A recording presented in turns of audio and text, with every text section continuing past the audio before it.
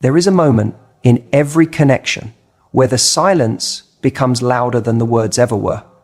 It creeps in slowly, subtly. First, it's a delayed response. Then, a missed call. Eventually, it becomes days of nothing. And you sit there, staring at the absence, as though it might speak if you look hard enough. But here's the truth most never tell you. Silence doesn't always mean it's over. Sometimes silence is not about healing or detachment. Sometimes it's a performance, a quiet, calculated act meant to stir something in you. Not to end the story, but to control how you write the next chapter. There's a dangerous myth many people cling to, that silence equals closure. That once the words stop, the feelings stop too. That when someone disappears, they must have emotionally disconnected. But real closure doesn't come from absence. It comes from intention. And when that intention is missing, silence becomes less of a boundary and more of a weapon, a tool not of peace, but of power. It's not always a curtain falling. Sometimes it's a stage being set. Silence can be the most insidious form of control because it hides behind the illusion of passivity. It says nothing, yet demands everything. It forces you to analyze, to overthink, to question your worth, to retrace your every step. It shifts the emotional labor onto your shoulders, not with cruelty, but with absence. And in doing so, it keeps you tethered, not to the person, but to the hope, the confusion, the unfinished emotional narrative that silence leaves behind. Here's what most people never realize until it's too late. When someone vanishes without clarity, it's not always because they found peace. It's often because they're still invested, just not brave enough to confront that investment. And without proof, they feel compelled to confront that investment, and then I'll find out. They don't walk away in silence because they've healed. They retreat because they want to remain relevant, not through effort, but through emotional ambiguity. They want to live rent-free in your mind, to be the ghost in your hallway, the question mark you can't resolve. And so the silence continues, not as a sign of strength, but as a passive, aggressive test. Will you reach out? Will you ask what went wrong? Will you chase the echo of a connection that once felt whole? This is where control enters in its most deceptive form, not by force, but by suggestion. The silence says, I'm not reaching out because I don't care, but what it's really saying is, I'm not reaching out because I want to see if you still do. True closure is a gift, one that is offered with clarity, with kindness, and with maturity. It is not something that vanishes into silence. Disconnection that respects you says, this isn't right for me, and I want to end this with honesty. Disconnection that wants to maintain control says nothing and waits to see how long you'll keep your heart open for a reply that's never coming. Not because there's no emotion left, but because holding the power to respond becomes more satisfying than the response itself. Don't let silence fool you into thinking it's a sign of emotional finality. Often, it's a trap, a psychological tug-of-war dressed as stillness. The moment you begin to internalize silence as your fault, the moment you start to bend yourself into analysis and apology, you've already lost your balance. Because silence, when used manipulatively, isn't passive. It's an active strategy. And the most powerful thing you can do in response? Refuse to play the game. Refuse to interpret silence as a message that needs decoding. Refuse to chase the energy that withdrew without explanation. You do not need to earn closure from someone who doesn't have the courage to offer it. You do not need to spin yourself in circles, trying to translate the quiet. Silence speaks volumes, and sometimes what it says is, I want to keep you uncertain. That is not love. That is not maturity. That is not the kind of connection you deserve to nurture. Silence, when it's intentional and respectful, can be healing. It can be a pause to gather thoughts, to process emotions, to breathe before responding. But silence that masquerades as distance while still pulling emotional strings is a different beast entirely. That is not a healthy boundary. That is emotional evasion. That is emotional. That is a person walking out with one foot while keeping the door slightly ajar, just enough to let the light in, but never enough to truly step back in. This is why your power begins the moment you stop chasing noise in the silence. The moment you stop waiting for someone to reappear just because they disappeared without explanation. You reclaim your peace when you stop treating their absence as a puzzle you must solve. You are not responsible for filling in the blanks left by someone else's emotional cowardice. And let's be honest, silence is only powerful if you give it power. When you respond with urgency, anxiety, or over-explaining, you validate the strategy. You confirm that the withdrawal worked, that it stirred you, that it kept you hooked.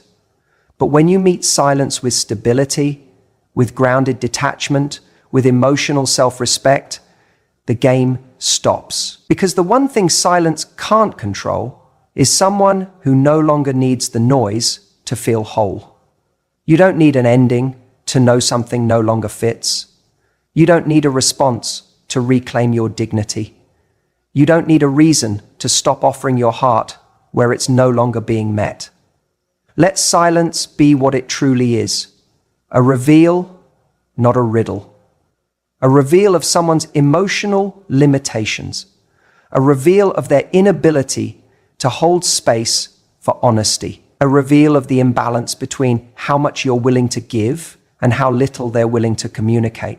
And that reveal, that's your freedom. That's your evidence. That's your turning point. When silence is used to manipulate, you rise, not by begging for sound, but by becoming silent in your own way. Not as a tactic, not to mirror, but because your silence stems from certainty, not confusion, from self-respect, not self-doubt. Your silence, when rooted in strength, says, I don't need to prove anything to be worthy. It says, I will not keep knocking on a door that someone closed without explanation. It says, I choose peace over potential, reality over fantasy, truth over emotional tug of war. And that kind of silence, that's not absence, that's presence. Presence of self, presence of purpose, presence of clarity. You are allowed to move on without permission. You are allowed to let go of connections that end in silence. You are allowed to rewrite the narrative, not as a victim of someone's vanishing act, but as the author of your next chapter. You do not need their words to validate your worth. You do not need their closure to begin your healing, because closure, in its highest form, is not something they give you, it's something you give yourself. It's that moment when you stop interpreting their silence as a mirror and start seeing it as a mask that hides their emotional limitations, a mask that no longer has power once you stop believing in the illusion. You were not meant to live in the pause. You were not meant to wait in the doorway of someone else's indecision. You were meant to rise, to choose yourself even in the face of unanswered question. You were meant to create movement where there was stagnation, to find strength in the places where others expected you to be small, silent, and searching. So the next time silence visits you like a storm, don't ask what you did wrong, ask what you finally did right. Because sometimes the moment you stop responding is the moment you start reclaiming your energy, your time, your voice, your peace. Silence may be their tool, but it can never be your prison unless you choose to stay locked in it. You are not defined by the spaces where others went missing. You are not a victim of emotional retreat. You are the constant they couldn't match, the clarity they couldn't offer, the depth they couldn't hold. And that's not something to mourn. That's something to celebrate. Because when you finally understand that silence isn't closure, it's control, you stop waiting to be released. You walk away knowing you were never held, only paused. And that pause, that ends now. Obsession doesn't always come crashing through the door. It doesn't always arrive with a confession or a gesture.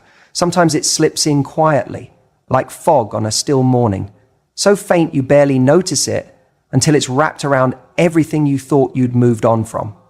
You tell yourself it's over. You pretend you're free. But then a memory resurfaces. A song plays. A name appears. And suddenly, the grip you thought you released long ago is still there, invisible but unyielding. Obsession doesn't need volume, it only needs access. That's the cruelty of hidden obsession. It hides behind logic.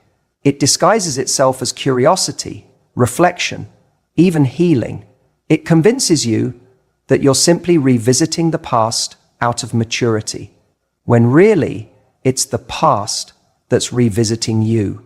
Not loudly, not forcefully, but with persistence, with subtlety, with the kind of quiet presence that lingers in the places you thought you'd cleaned out. It waits in the silence, in the delayed text, in the half-drafted message you never send.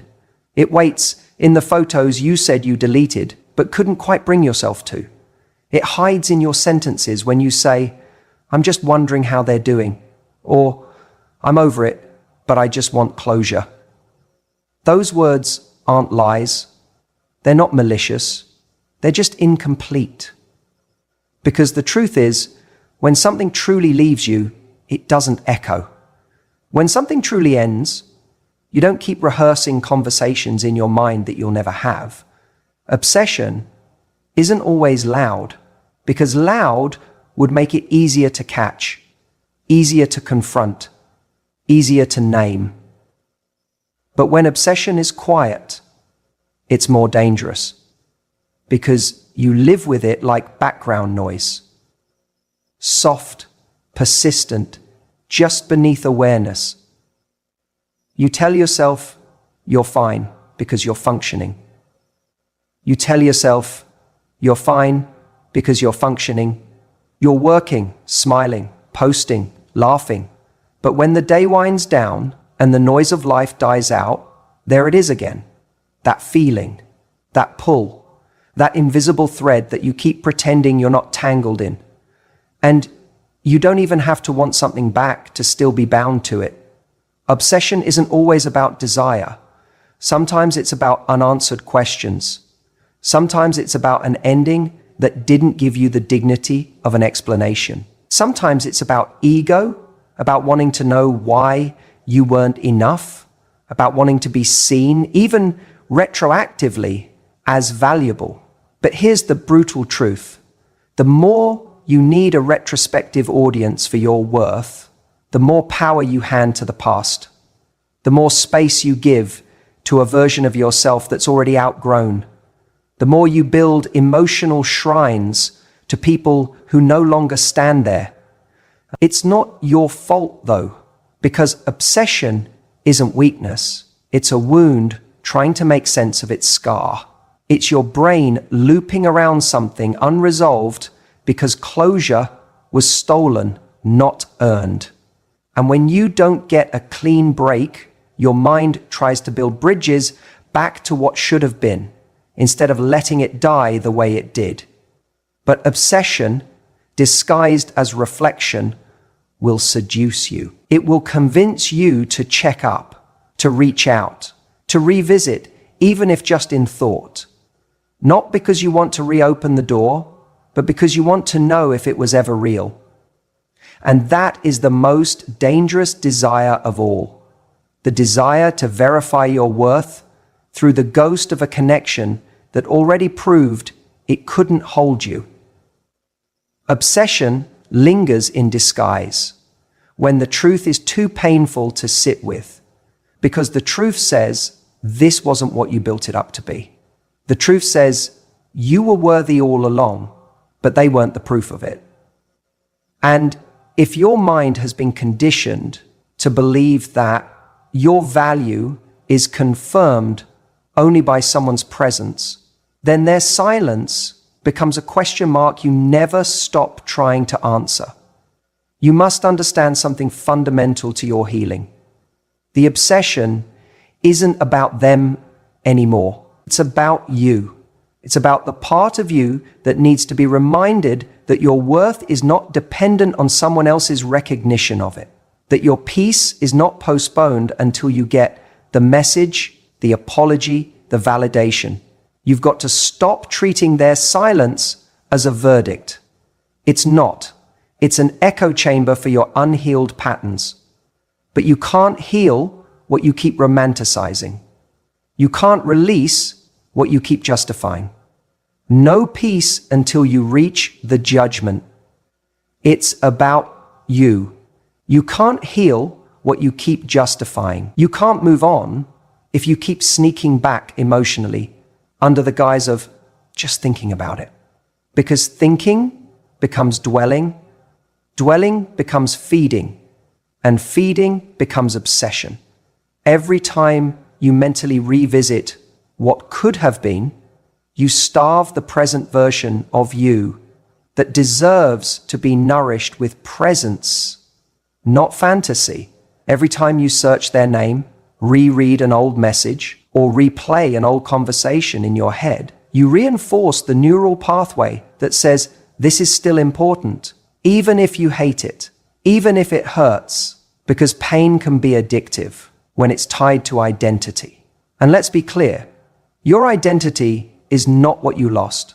Your identity is what you reclaim when you stop needing loss to define your story. There is a kind of freedom that comes when you no longer need answers, when you stop dressing obsession up as closure, when you look yourself in the mirror and say, even if I never hear from them again, even if I never understand why it ended, I still choose to heal. That is power. That is emotional adulthood. That is the moment you stop being a character in someone else's unresolved chapter and start becoming the author of your own next one. Obsession that lingers in disguise only stays because you keep giving it costumes to wear. You call it memory, you call it curiosity, you call it intuition, but underneath every label is the same core truth. Part of you is still emotionally tethered to something that no longer deserves a single thread of your energy. You deserve to be free, not numb, not indifferent, free. And freedom doesn't come from pretending you don't care. It comes from knowing you don't need to, from knowing that what left for a reason, that whatever it was, if it couldn't survive in clarity, it was never strong enough to thrive in love. Stop checking who's watching. Stop performing for an audience that left the theater. Stop clinging to silence as if it's sacred. You don't owe reverence to what disappeared. You owe devotion to the version of you that stayed, the version that picked herself back up, the version that learned how to breathe even when the air felt thick with confusion. That version is your proof, not their silence, not their behavior, not their absence. You. And here's the wild truth. Obsession dies the moment you stop giving it attention, not by force, not by pretending, but by understanding that nothing unworthy can haunt you unless you give it permission. And if you are caught in that defiance and rage, then you're still in prison. you are still a victim. You are still a victim. But by the version that never abandons you, never give it permission. And you are the one that has to unhold the victim. The version is you that never lets go of your mind is a sanctuary or a prison, depending on what you choose to keep living inside it. Set fire to the altar you built in their honor. Burn every echo, not out of anger, but out of self-love. Because obsession doesn't always knock loud. Sometimes it shows up dressed as sentimentality, nostalgia, or reflection. But if it keeps you stagnant, if it keeps you wondering, if it keeps you rewriting old chapters, hoping they'll change, then it's not healing, it's haunting. And you weren't made to be haunted. You were made to rise. Disappearance doesn't always mean departure. Sometimes it's a test. A quiet pause, crafted to see who will break the silence first. It's not closure, it's bait. And the mistake too many make is assuming that when someone vanishes, they've let go. But the truth is, sometimes disappearance isn't an ending. It's a trapdoor, a gap left open just wide enough for you to walk through again. Not because you were invited, but because they're counting on your need for resolution to override your need for self-respect. Don't confuse space with absence. Space can be sacred. It can be chosen with intention, filled with clarity, and offered with care. But when someone pulls back without explanation and leaves a vacuum where communication used to live, that isn't space. That's a void. A void they hope you'll rush to fill. And why do they want you to fill it? Because that confirms they still have influence. Influence without effort. Relevance without responsibility. They get to disappear without consequence, and yet still live in your world through your anxiety, through your wonder, through your emotional labor. They want your thoughts without having to earn your presence, your attention without having to offer anything back. And that, right there, is the currency of control. You think you're being abandoned, but you're actually being studied, watched.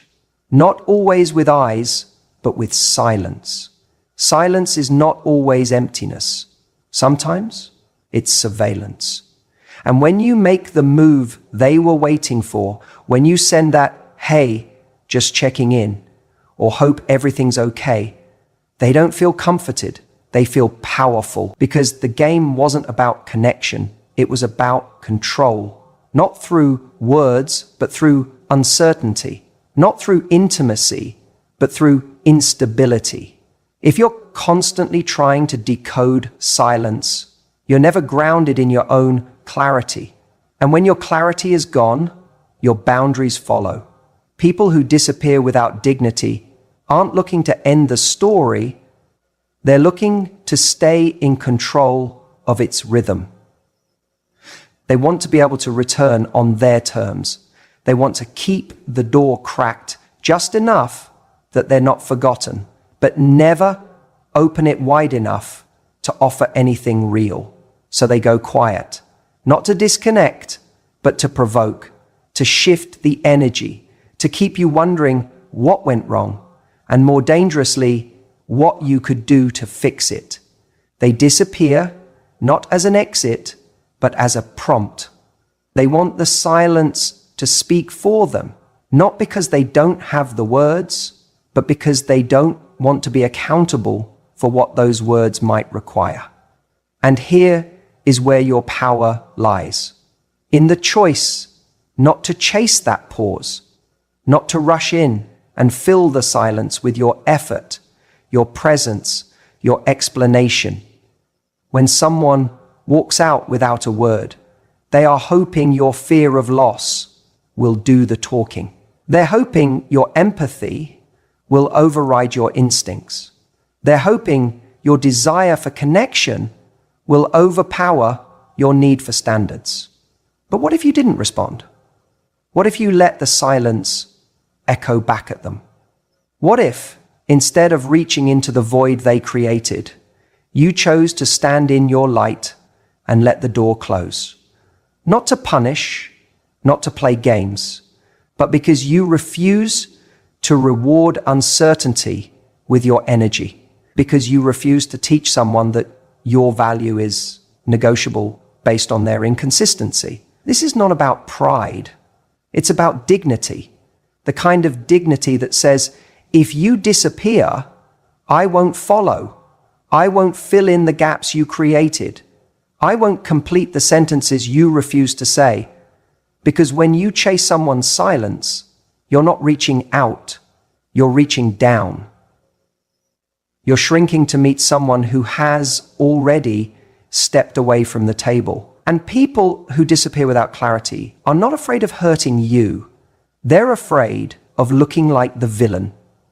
So they let silence do the job for them. It's their escape route, clean, quiet, and unspoken. But just because they refuse to say it doesn't mean you're obligated to stand in the doorway waiting for the next act. You are allowed to close the curtain. You are allowed to take your bow, not because the performance ended, but because you choose not to perform anymore. Let that be your boundary. Let that be your closure. You don't need a final message to know you deserve better. You don't need a reply to walk away with grace. You don't need to understand the silence to know that communication built on clarity doesn't leave you starving for breadcrumbs. Silence only holds power when you hand it a microphone. Take it back, because the longer you sit in someone else's pause, the more you put your life on hold, the more you rehearse what you'll say if they come back, the more you draft emotional speeches for someone who didn't even give you a sentence. And in that process, you lose time, you lose energy, you lose pieces of yourself in the service of someone else's emotional avoidance. Don't do it. Don't perform emotional CPR on connections that flatlined in silence. Don't let your healing be delayed by someone who couldn't offer you the decency of closure, someone who could do it all by themselves. Yeah, you could be the one to help, but someone who could do it all by themselves is only performing their CPR on connections that flatlined in silence. Don't let your healing be delayed by someone who couldn't offer you the decency of closure. Don't mistake their pause for presence. They're not here. They've left. Whether or not they return is not your responsibility. What you do with their absence is, and here's what you do, you don't respond. You don't analyze. You don't chase. You rise. You rise with your integrity intact. You rise with your worth unshaken. You rise with your standards etched into the fabric of your soul so deeply that even silence can't erase them. So, with the same silence, with the same serenity that you offer yourself, take the time to think about your own life. Ponder the meaning of your own life. Just have that one moment. Take the time to think. Let your silence settle the sea. Silence and happiness. And if they come back, if they reappear like nothing happened, you don't greet them with resentment. You greet them with reality. You say, I don't chase echoes. You say, I've grown into the version of myself who doesn't fill in silence with hope. You say, I didn't need the words to understand the truth, and I don't need your return to validate what I already know.